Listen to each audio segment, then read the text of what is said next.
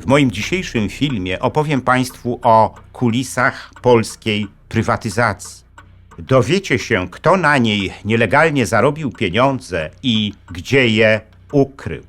To temat, który nie jest jeszcze przedmiotem zainteresowania polskich historyków i dlatego postanowiłem Państwu go przedstawić. Jeśli spodoba się Wam mój film, udostępnijcie go znajomym, dajcie łapkę w górę, kliknijcie subskrybuj, a także wesprzyjcie mój kanał, za co z góry dziękuję.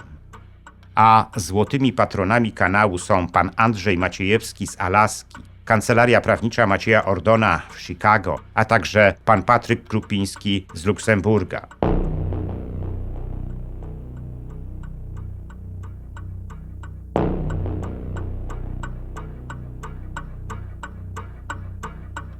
Był początek lat 90. W jednej z kamienic w centrum Zurichu zainstalował się Quds Bank. Nikogo to nie dziwiło, bo w szwajcarskim mieście zawsze było sporo banków, a jeszcze więcej tych, które, tak jak Quds Bank, otwierały tam swoje oddziały. Szwajcaria od lat żyje z potężnego sektora bankowego w swoim kraju.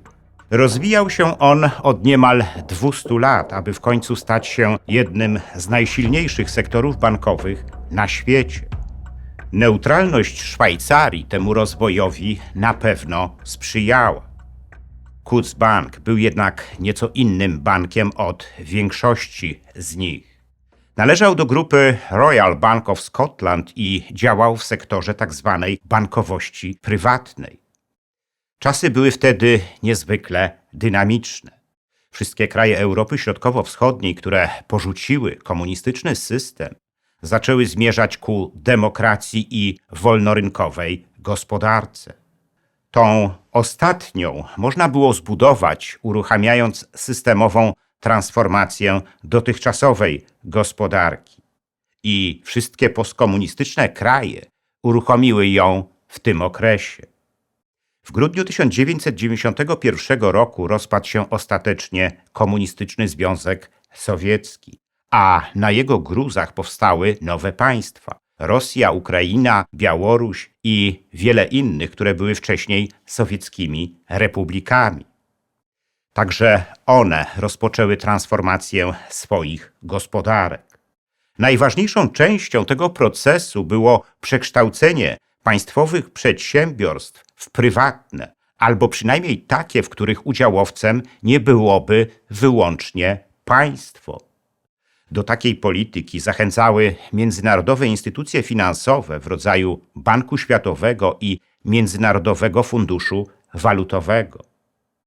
Polski rząd był ponaglany do tego przez Jeffrey'a Sachsa, amerykańskiego doradcę w sprawie wdrażania reform gospodarczych w naszym kraju.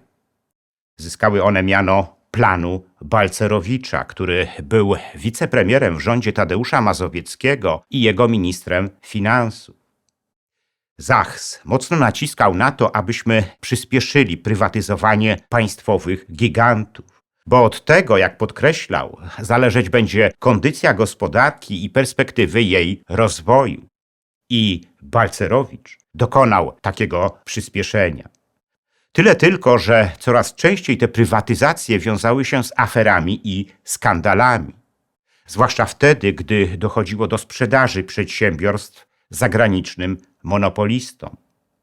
Ci ostatni kupowali je za pół darmo. I prawie zawsze wiązało się to z łapówkami inkasowanymi przez polskich decydentów, oficjalnie nazywanymi prowizjami. Ale tak było również wtedy, gdy nabywcami tych przedsiębiorstw zaczęli być nasi krajowi biznesmeni. Polscy decydenci musieli jednak gdzieś te prowizje zdeponować, a wiadomo, że w zagranicznym banku jest zawsze najbezpieczniej. Obserwujący tę sytuację, szefowie Quds Banku postanowili więc wyjść z ofertą dla środkowoeuropejskich decydentów i zacząć ich obsługiwać. Bardzo szybko najprężniejszym działem Quds Banku w Zurichu stał się ten, który obsługiwał klientów z Rosji. W ten właśnie sposób w Quds Banku szybko pojawiły się ogromne środki, które były deponowane przez tajemniczych rosyjskich klientów. Dla Quds Banku ich anonimowość była zawsze najważniejsza i bez znaczenia była sprawa pochodzenia ich pieniędzy. A tych było coraz więcej, bo niebawem w Quds Banku zaczęli pojawiać się klienci z innych środkowoeuropejskich krajów. Ale pierwsza połowa lat 90. to był jeszcze czas, gdy finansowo-bankowe centrum Europy Środkowo-Wschodniej było w Wiedniu. To tam miały miejsce pierwsze spotkania rosyjskich oligarchów z polskimi biznesmenami, którzy w Wiedniu lokowali swoje pieniądze. Do tego celu służył Catering Bank, działający także w sektorze bankowości prywatnej. Jednak gdy w 1995 roku Austria stała się członkiem Unii Europejskiej, klienci Catering Banku zaczęli mieć obawy związane z możliwością prześwietlenia ich pieniędzy przez unijne organy ścigania. Ta obawa powodowała, że zaczęli szukać alternatywy. I dokładnie wtedy Quds Bank rozwinął swoją ofertę dla takich klientów jak oni.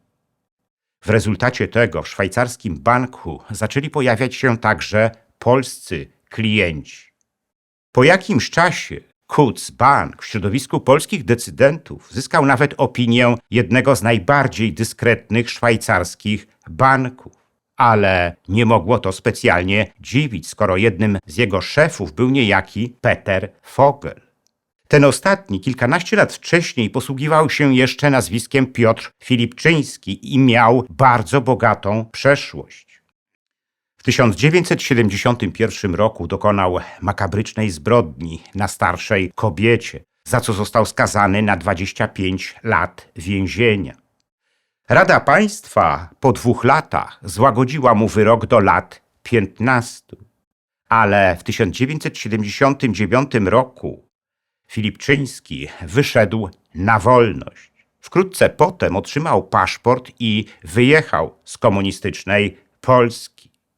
Najpierw udał się do Niemiec, a stamtąd trafił do Szwajcarii.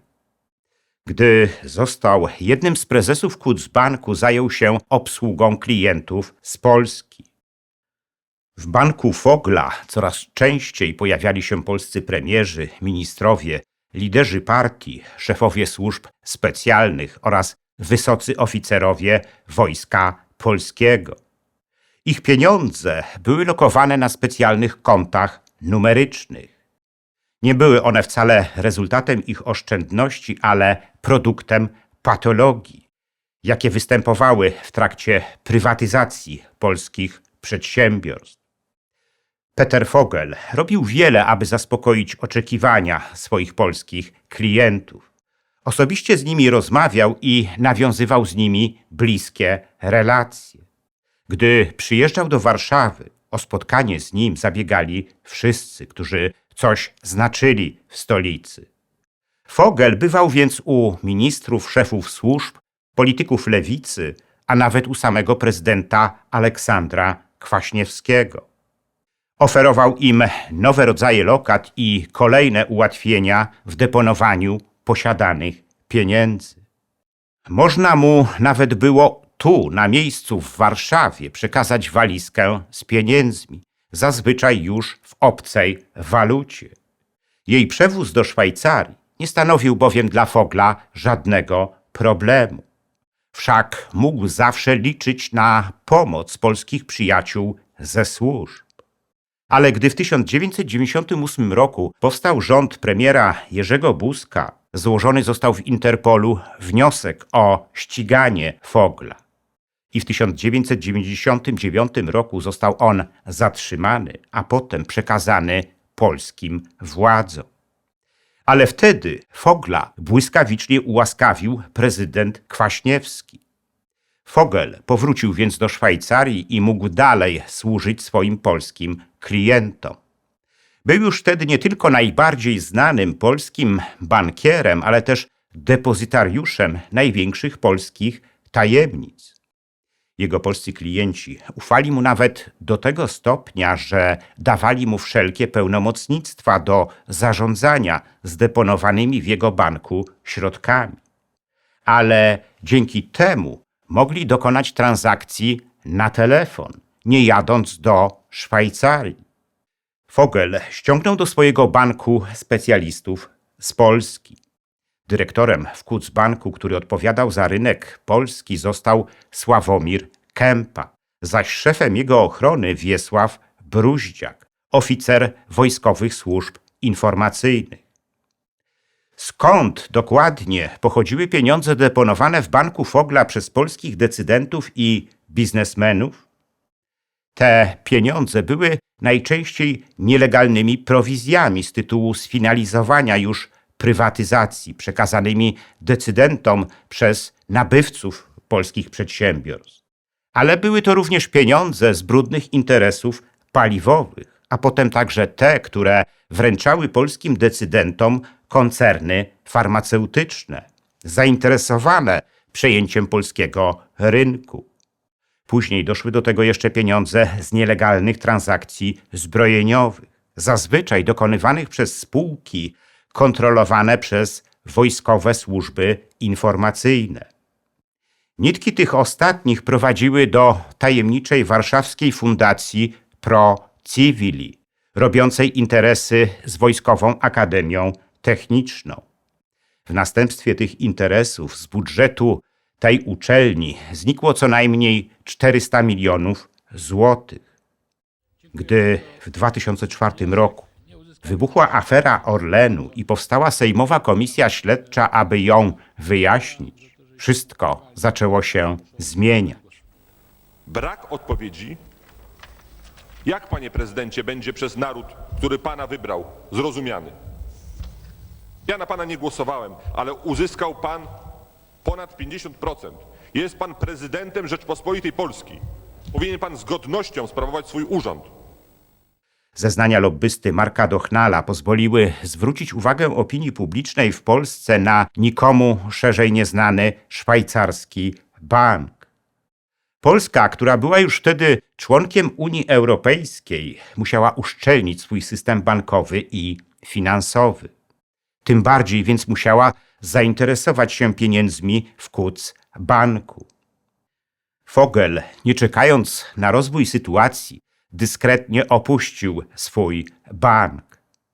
Po przejęciu władzy przez partię Jarosława Kaczyńskiego w 2005 roku wśród polskich klientów szwajcarskich banków zaczęła się prawdziwa panika. Polskie władze zaczęły bowiem naciskać na Szwajcarów, aby ci udostępnili dane polskich klientów i informacje o przepływach na ich konta. I w lecie 2007 roku Szwajcarzy przesłali te informacje stronie polskiej. Ta ostatnia nic jednak z nimi nie zrobiła. Wprawdzie prowadzone były w prokuraturze śledztwa w sprawie pieniędzy polskich decydentów w szwajcarskich bankach, ale zostały one umorzone.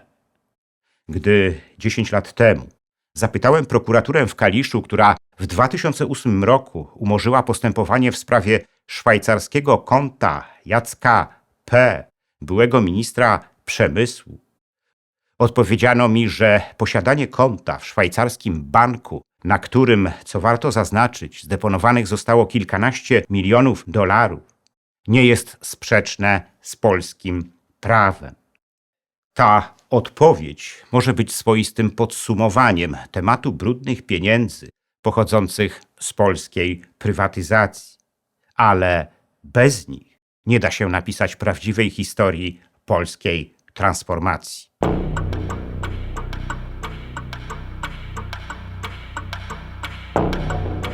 Dziękuję za liczne komentarze moich filmów i wpłaty. W sposób szczególny chciałbym podziękować złotym patronom, którymi są pan Andrzej Maciejewski z Alaski, Kancelaria Prawnicza Macieja Ordona w Chicago i pan Patryk Krupiński z Luksemburga, a także srebrnym patronom, wśród których są panowie Dariusz Kwoka, Dariusz Wietrzykowski, Arkadiusz Strykowski, Bartosz Filip Cichy oraz Kongres Polonii Kanadyjskiej z okręgu Toronto, Stowarzyszenie Nasza Polonia z Australii i firma informatyczna Sagitum S.A. Dziękuję również pozostałym patronom, gdyż każda kwota wsparcia jest dla mnie ważna.